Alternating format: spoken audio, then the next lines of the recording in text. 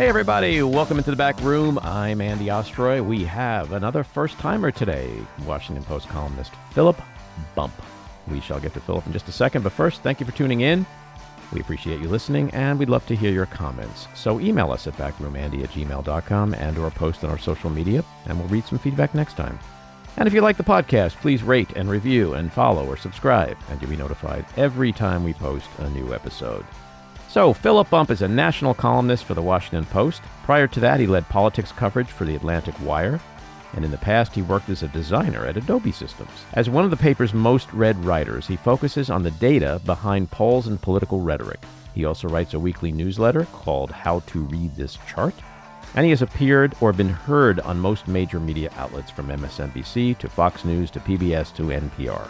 His first book, The Aftermath, looks at the overlap of the end of the baby boom and the upheaval in American politics and the U.S. economy. Philip, welcome into the back room. Thank you very much. So before we get to all the latest political news, I want to give you an opportunity to plug your book from last year. It is called The Aftermath, The Last Days of the Baby Boom and the Future of Power in America. So tell us a little bit about the book, and more so, it's been about 18 months since the book has come out. What may have changed in our culture, our politics, our power structure, voting patterns, and or demographics? Yeah, so the book looks at the effect of the baby boom, which I think is underappreciated. We all understand there was a baby boom. There were all these babies born after World War II. But we are not good at grasping the scale of that and the effect that it had on our culture. And we have forgotten the pattern that the boom created, right? So there's this huge baby boom. Everyone knows, soldiers came back, they had a bunch of babies. That's not really the full story. The baby boom lasted for 19 years. That's a long time. To have that sort of pent-up demand, if you will. But so they're basically the 50% of the population of the United States, a number of babies equivalent to half of the population of the United States at the end of World War II was born over the course of 20 years. And so we had this pattern where all of a sudden we need a whole bunch of care for babies. Then we need a bunch of elementary schools. Then we need a bunch of high schools. Then we need a bunch of universities and or other things for them to do, like being drafted and sent to the Vietnam War, right? So there is this pattern where there's this swelling of demand that is age-related that then collapses behind it. And then it swells for different things, and then it collapses behind it. And something that we've forgotten, because the baby boom gained so much prevalence, is that we are now at another swelling of demand, which is that the baby boomers have now hit retirement age. And so there's a huge demand now for retirement services and eventually, over the course of the next 10 years or so, old age homes and things along those lines. But we've forgotten that boom was coming to some extent. That's generally the population. Obviously, the elder care industry has seen this coming, right? So we are now at this place where there's this transition of the baby boom. And it's coming at a moment when we have this large younger population for the first time competing for power with the baby boom, millennials and Gen Z. Millennials alone are almost as big population-wise, just raw number, not percentage, as the baby boom was. And both of those groups look very different than the baby boom. The baby boom is much whiter. It's much less educated. It is much more committed to institutions than our younger generations. And so we see this split in politics that emerges from that. So we have this competition for power, and we have this political divide between the two groups that is manifesting in all sorts of different ways. So one of the things that's been fascinating since the book came out, the book obviously looks at the ways in which, younger people are more non-white and they are more democratic and so on and so forth. And so it's fascinating to watch these splits in polls when you looked at Biden versus Trump, showing the younger voters were fairly evenly divided. And I think that's easily explained. I shouldn't say easily explained. What a silly thing to say. I think that may be explained by looking at the fact that young people are less committed to institutions. They're not Democrats. They're more likely to be independents. And so they aren't like, I'm going to vote for the Democrat because he's a Democrat. I think it's explained certainly by Joe Biden's age. And it'll be fascinating to watch how that changes with Kamala Harris as the presidential nominee moving forward. And I think it's really important. One of the things I really come back to a lot that's important in the book is that the younger population is also the much more heavily non-white population. So there's an overlap there that I think a lot of people don't recognize. And so we see trends that emerge in both groups that I think are correlated. Mm-hmm. And where do you see the younger generations in terms of voting this year as opposed to in the past? They're not a typically large voting bloc, right? Like people under 30, for all the issues that impact them personally, climate change and gun violence and Right. bodily autonomy and existential threat to democracy, you would think the turnout would be 60, 70, 80%, but it's way less than that. So how do you think this year might be different? I think it probably won't be much different. I mean, there are two barriers, right? There's a cultural barrier and then there's an institutional barrier. The cultural barrier is you got a lot going on and you don't really care, you don't pay that much attention to politics. And you're doing more fun things. I mean, look, you and I are both older people, right? At Hey, this point, I think speak for yourself. it's safe to say, and so we are doing other things with our lives than going out and having fun with our friends, and when you're going out and having fun with your friends, you're maybe less likely to go vote. But then there are also structural and institutional challenges, right? Mm-hmm. It is harder for young people to vote in part because they move more often or they have jobs that don't allow them to take off work. And if you move more often, you have to re-register to vote and figure out where your polling places, right? There are all these ways in which we make it harder for young people to vote by not having vote by mail and easy voter registration. So I think that those two things combined mean that it's unlikely that they're going to match the voting rates of older people, but it can make a small difference, right? At the edges, if you get turnout up from 50% to 60%, that's a lot of votes that tend to lean Democratic. Pew Research Center did good analysis of the 2020 vote, and essentially Donald Trump's loss can be attributed to. Obviously, there are a lot of factors that it can be attributed to, but one factor is that the percentage of the voting electorate was lower at the older end of the spectrum than it had been in 2016. That's it. You take that change away, and then all of a sudden you have a whole different race. And so part of that is America getting older, but part of it is the shifting toward the younger population of the electorate. So that trend should then continue in this election. It should, right. And I think one of the challenges that we saw with Biden as the nominee for turnout among younger people was just that they weren't enthusiastic about it. They didn't care, right? They didn't like Biden particularly. I mean, we saw his approval rating with younger people plunge very quickly after he took office, in the summer. I don't think it was Afghanistan related. I think it was just sort of the end of the honeymoon period. And he never recovered from that. And there was just a lack of enthusiasm. I think Harris will probably fare better there, but I'm curious the extent to which she will fare significantly better. I think she probably will. But, these sorts of things are hard to estimate. Mm-hmm. So shifting to politics, we've heard for the last several elections that every election is the most critical election. For obvious reasons, I tend to agree that this year is the most critical, but it's also the weirdest. I mean, when you think about the last 2 months, we've seen Donald Trump become a convicted felon, President Joe Biden's disastrous debate performance, 3 weeks of intense Democratic infighting, an assassination attempt on Trump, Biden quitting, and Kamala Harris stepping in. It really does give new meaning to the phrase, anything can and will happen in an election year, right?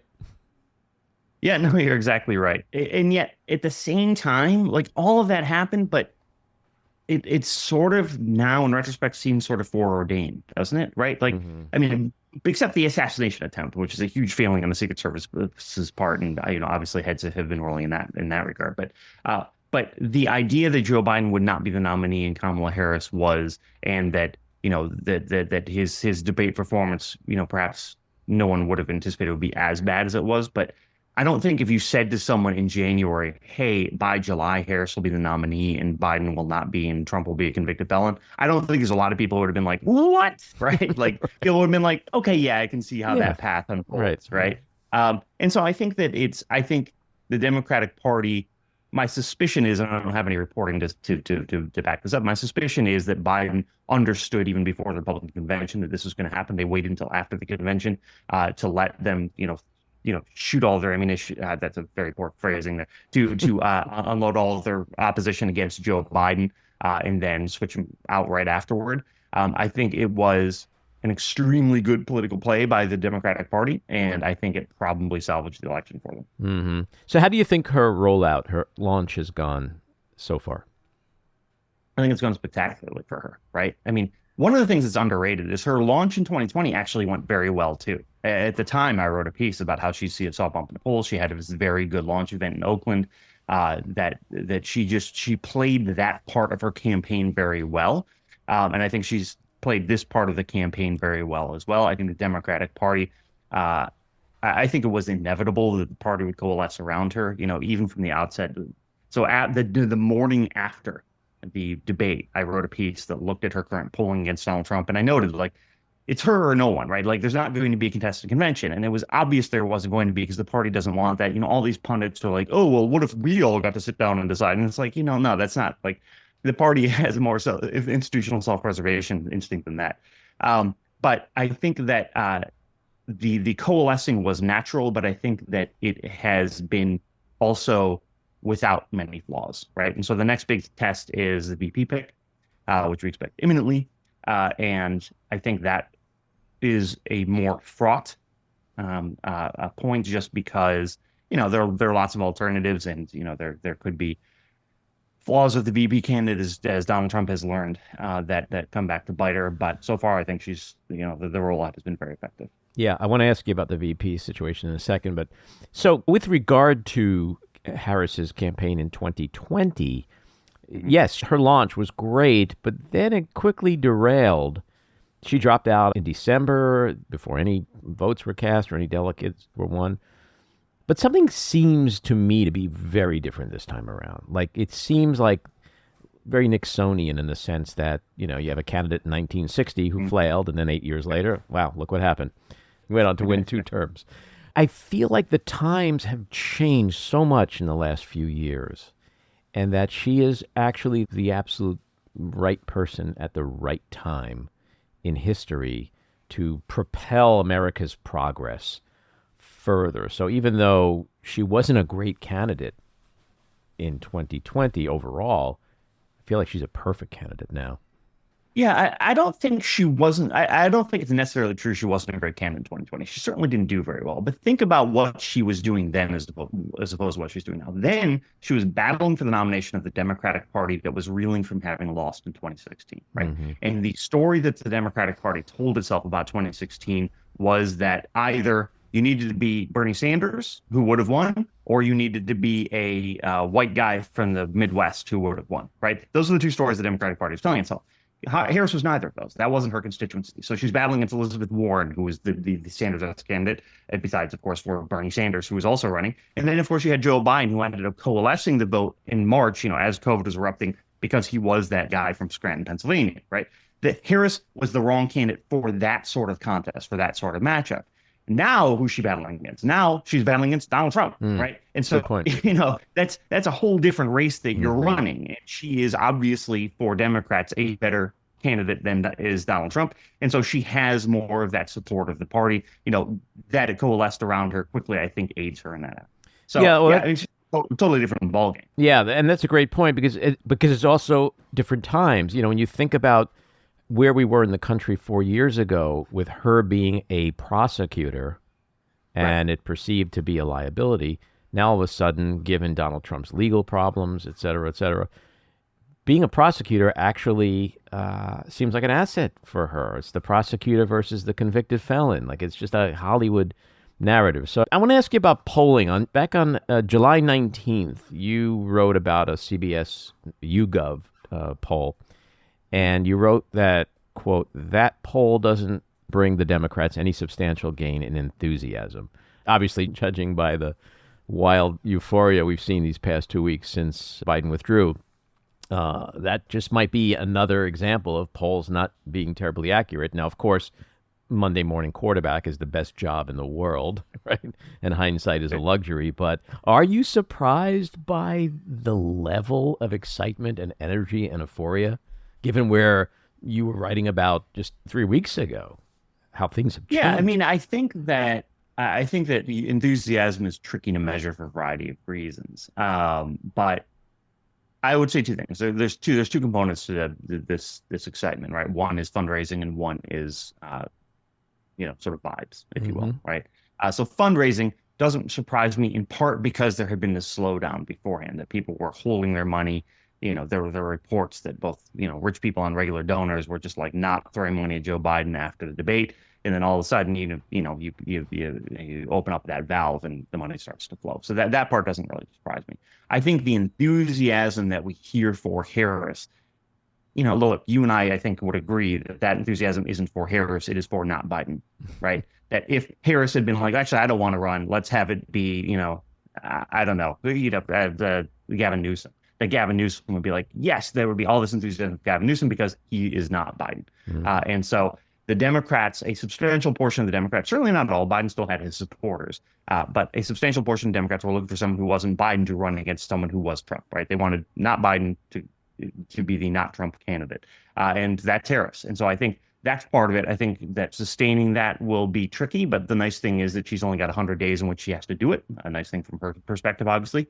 And so it'll be interesting to see how that is reflected in polls. But polls are also sampling a different thing. You know, how enthusiastic are you about voting and so on and so forth? We'll see how that evolves over time. But typically, Republicans have an advantage of that. Republicans usually say they're more enthusiastic about voting, but that doesn't necessarily then translate into actual votes. So those enthusiasm polls are not necessarily a great predictor of turnout anymore. Mm-hmm. Is there any specific danger to this euphoria? An interesting question. I don't know what there would be. You know, obviously one in politics always worries about getting out over your skis. I think that the Democrats are extremely worried about getting out over their skis at all times, and that they often then, you know, end up on the bunny slope, to extend the analogy. But I think that so far, I mean, look, Harris has the advantage of running against an extremely extreme candidate who's going to do things like, well, let's talk about her racial background and things that, you know, fit very well into her narrative. And you talked earlier about the prosecutor versus criminal, divergence there. But that's one of several contrasts that Harris can draw. She can draw a contrast in race. She can draw a contrast in gender. She can draw a contrast in age, right? There are all these ways in which she is not Donald Trump in a very physical or experiential background that I think plays to her advantage. And I think it gives her a lot of room to move. I don't know if that necessarily means that she's going to lock up constituencies that align in those ways. You know, that women are necessarily going to be more likely to vote for, or Black people or South Asian people are necessarily going to be more likely to vote for her. But I suspect that she'll gain votes as a result of that.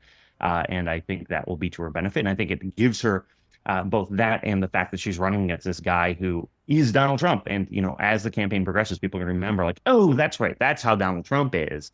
I think that will probably be to her benefit. Yeah, you recently wrote a piece that I found very interesting about the stark contrasts.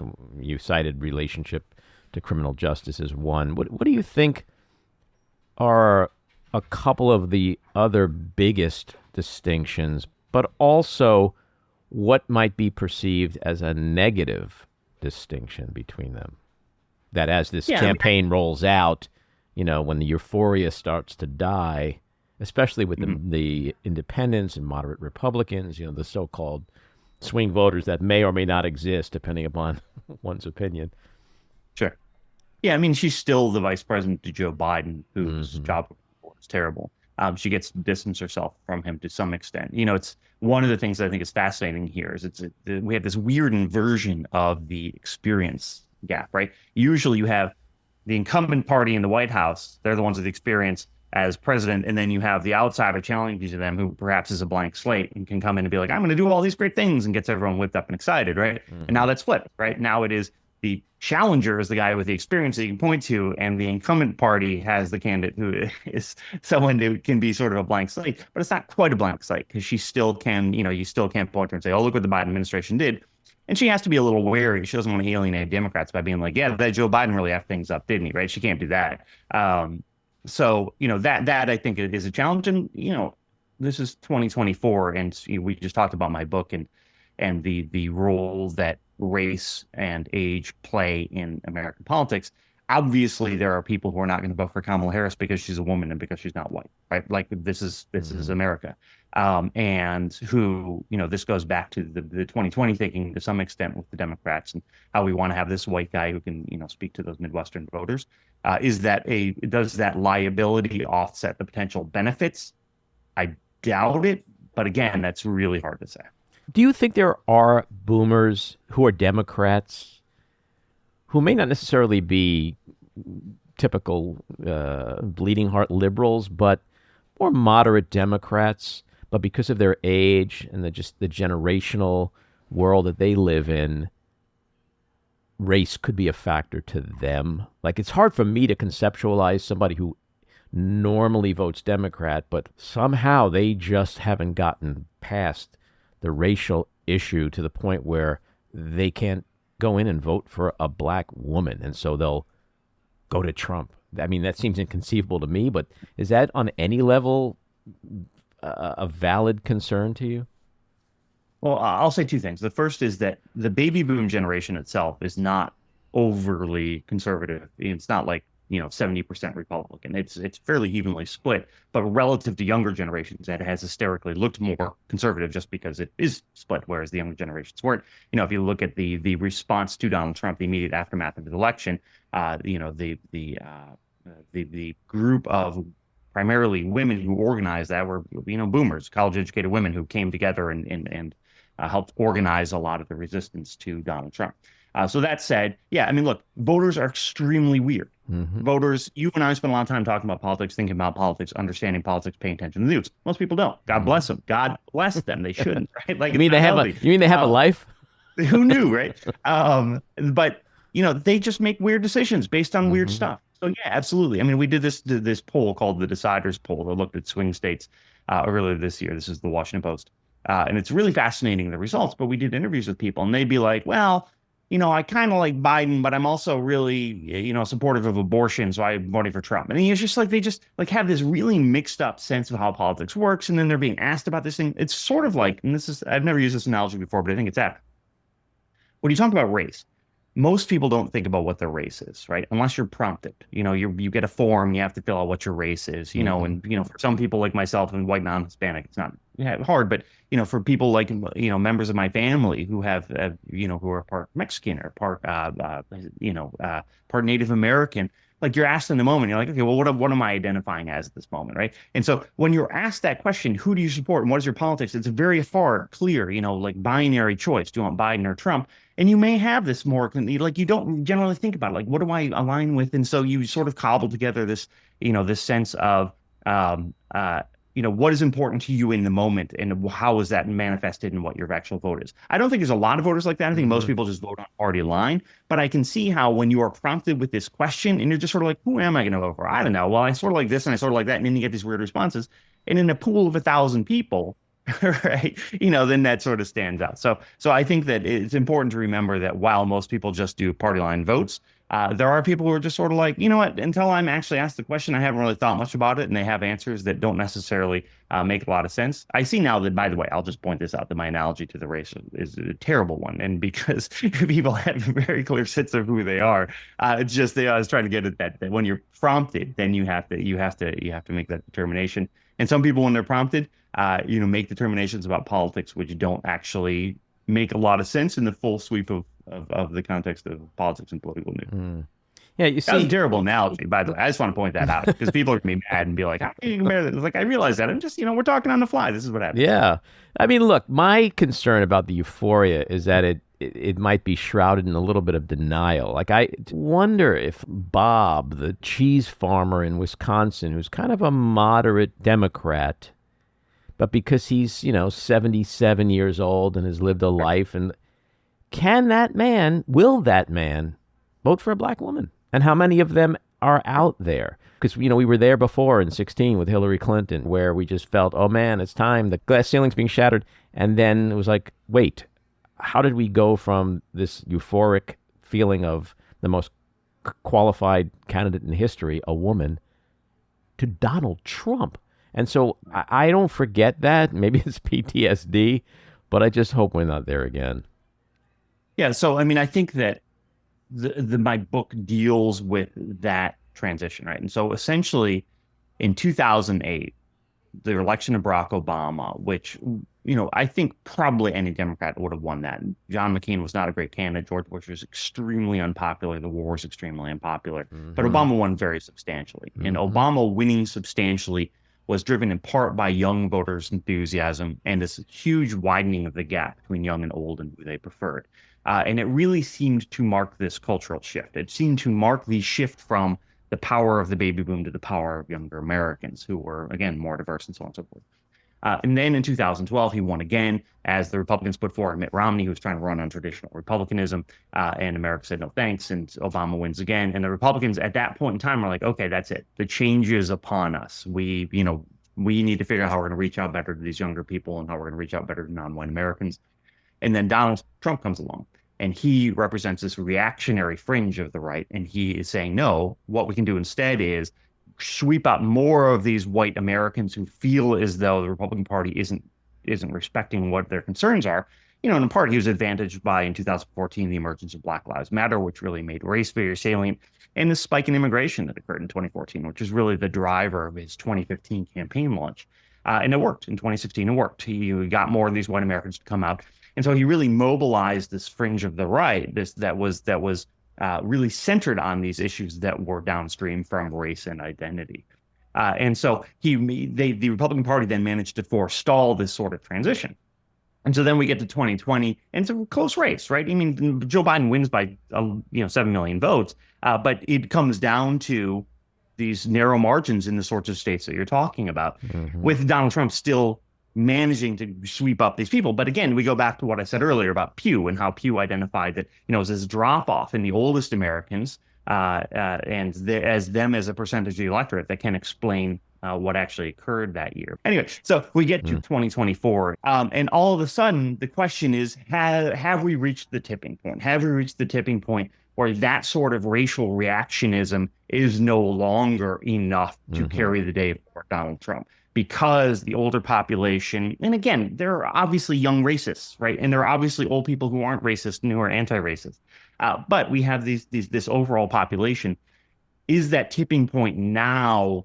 Have we now reached the point where that is a long-term benefit to the Democratic Party? And one of the things that Trump has done, and which polling shows he has been somewhat successful at, not just Trump, but the right in general, is peeling off some of those younger voters, right? And since 2020, Gallup polling has shown that young people and non-white people, again, which are overlapping groups to some extent, have shifted to the right.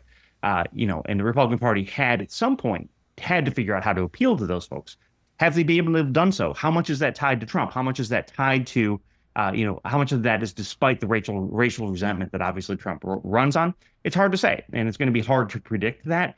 But it seems as though that pendulum is shifting. But again, it seemed like the pendulum had already shifted in 2012. So it's hard to predict. So before I go into a little bit of a lightning round on some of your recent columns that I enjoyed and found insightful, give me your thoughts on VP. Who's she going to pick? Who should she pick? What do you think is going to happen?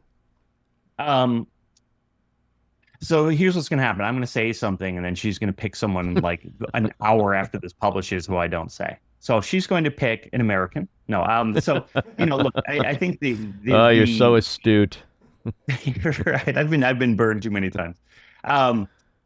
Look, Josh Shapiro seems like that's who everyone has been buzzing about. The governor of Pennsylvania, that there's an obvious benefit there. I think there's a lot of enthusiasm on the left for Tim Walz, the governor of Minnesota. He seems somewhat less likely to me.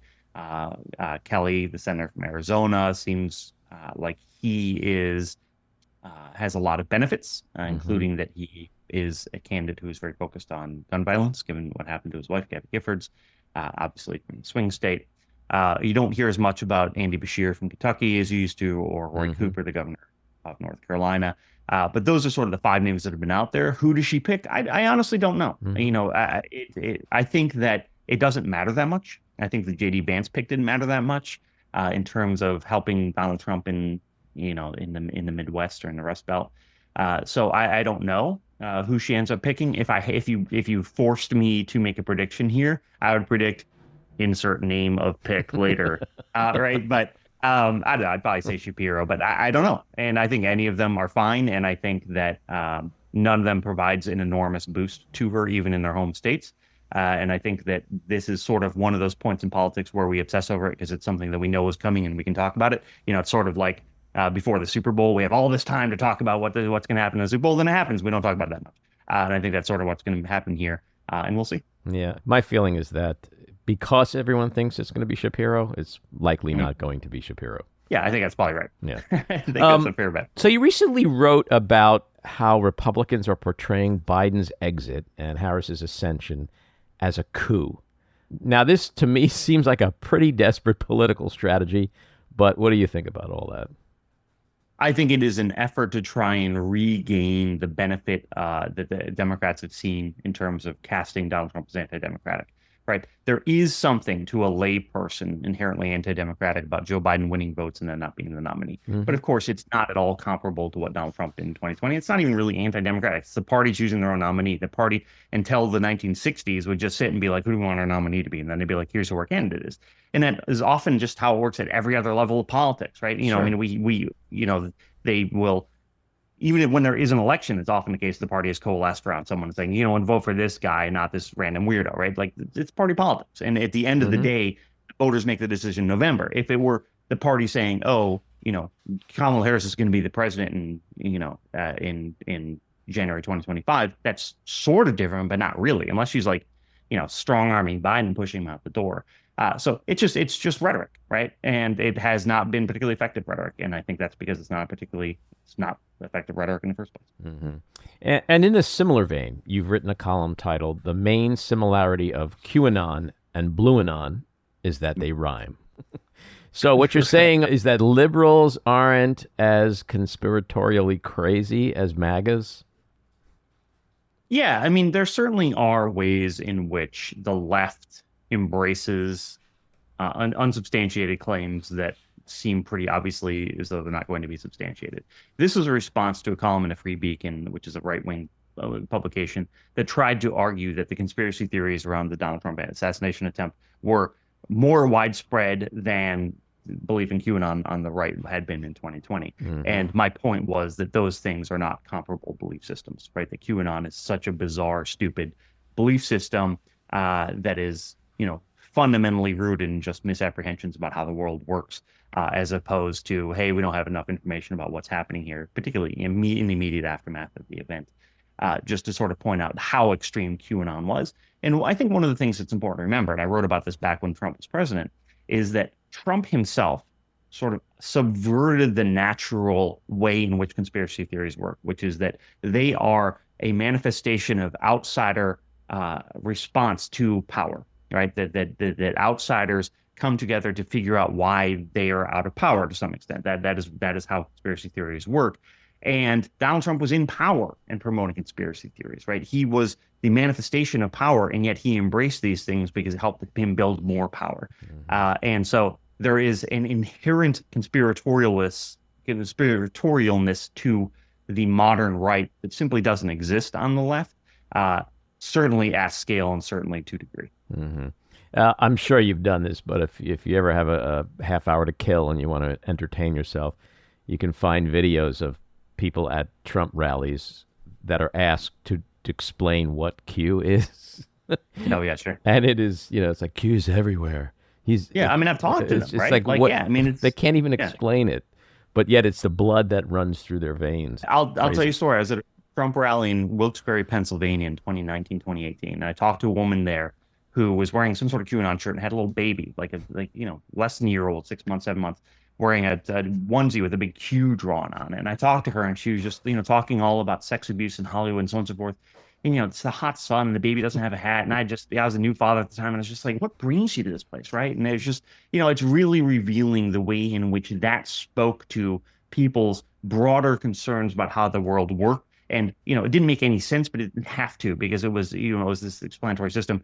I went back later and looked at her Facebook, and she was there at the Capitol on January 6th, right? I mean, like, this is the pattern.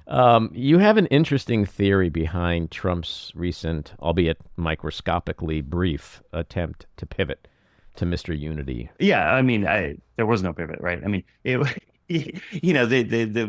fascinating thing about that, there was this really terrible, and I hate to disparage my others in the media industry, but there's this terrible piece in Axios the Monday after the assassination attempt that was all about, it quoted Tucker Carlson talking about how Donald Trump was changed. And it's just like, if you can't understand that he is an inherently bad faith individual, like, what are you even doing in the media industry?